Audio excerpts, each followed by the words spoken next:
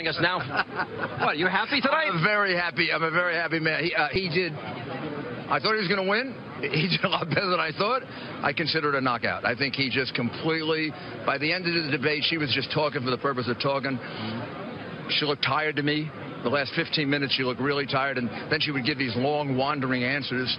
In fact, the moderators were totally unfair. They let it go on and on and on. I love when he said 1 on 3, because that was true. But the moderators were unfair in letting it go on and on and on, but she hurt herself by going on and on and on, because she kept repeating the same thing. She started to lose her train of thought. I think he really dazzled her. Yeah. He completely, and I'll tell you, from the moment she couldn't answer, the destruction of the 33,000 emails, which would put anybody else in jail.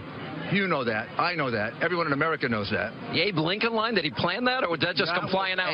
That was just made up, right on the spot, because she made that up on the spot. Let me ask, because you've been a part of the debate prep, and what I saw tonight is Trump being Trump, and Trump saying what he means and meaning what he says. Was he held back a little in the first debate? No, I don't think so. Look, it's a medium he has to get used to. He's going to be better in the next debate. I told him that. Yeah. I said, Donald, you know, it took him a while with the teleprompter. Now he's a genius with it. He's as good as Reagan. He's as good as Clinton. He's as good as Obama with it. He felt comfortable in this debate. That first one probably, I actually thought he did much better in that debate when you look at it a second time than a lot of people think. But this debate, this could be one of the biggest knockouts I've seen in a presidential debate. I don't think I've ever seen one candidate dominate the other candidate more. She was completely on the defensive the entire night. He was unrelenting. Let's go to the issue that everyone was talking about coming into this tape from, 11 years ago. I thought his answer, number one, he seemed sincere in his apology. Of course he was. Okay. And number two, he waited, and because she kept pressing it, he said, all right, I'll go there. Yes. She was the one who began the unrelenting, vicious, nasty, horrible attack on him. So I think the way he answered it, he apologized, but he also put it in proper perspective. We got a world in which people are being killed all over the world. We've had more Islamic terrorist attacks in the last 10 months than we've had since September 11, all over the world, including the United States. We're waiting for the next city to get attacked, right? Scary. It's scary. We have no plan. It's obvious from her ridiculous answers. We have no plan in Syria. She doesn't know what the heck she's doing in Syria. I mean, she has no idea. They have no idea how to set priorities. I was thinking, when they started talking about announcing what you're going to do, I was thinking, like Eisenhower didn't announce we're going to invade in Normandy. So it was a good point. But think of this debate in substance. They talked about the economy, substance, taxes, substance, vetting refugees, substance, immigration, substance, even Syria, Iraq, substance, yes, radical Islam, substance. I come away from it with the following. If we elect Donald Trump, I get more money in my pocket.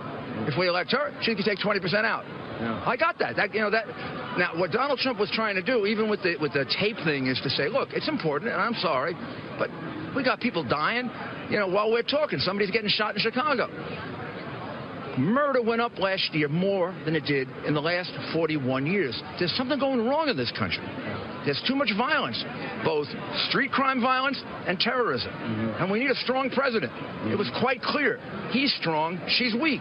He also decided, okay, because she hit him with the kitchen sink in the first debate. Kane tried to regurgitate the memorized lines again and again. Kane was pathetic.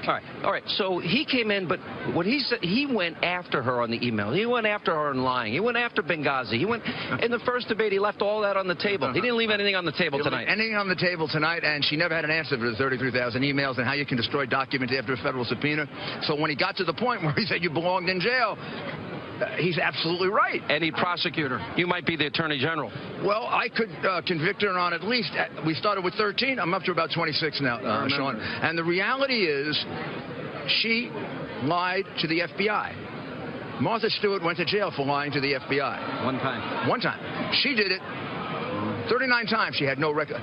She had a lot of recollection of all the stuff she wanted to say about Trump tonight, but she had no recollection 39 times when she was talking to the FBI. Last question. The issue of actions versus words. I've interviewed Juanita. I've interviewed Kathleen. I've interviewed Paula. I've interviewed Kathy Shelton, who Hillary's on tape bragging that she got somebody she thought was guilty off of raping a 12-year-old girl. Are people now, is the media now challenged? Do they have a responsibility to bring up these issues? Well, if they're going to go back with a 12-year-old tape, on him or something that happened 20 years ago. This is serious stuff. I mean, I talked to that woman, Kathy Shelton, for some time. She did a lot of damage to Kathy Shelton. I mean, laughing twice over laughing and bragging and knowing that he was guilty. Yeah, and the woman was raped and can never have a child. And then Juanita Broderick, who says she was raped and Hillary Clinton attacked her. She said that herself in the microphone. Yeah.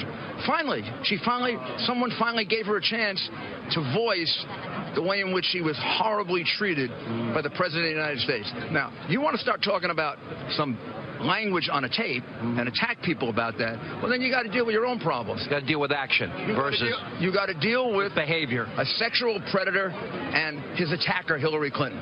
Mr. Mayor, great to see you. On a scale of 1 to 10, you're giving this a 50. Oh, 100? Knockout, one of the biggest defeats in or victories in a presidential debate ever. All right, Mr. Mayor, good to see you. Thank you so much.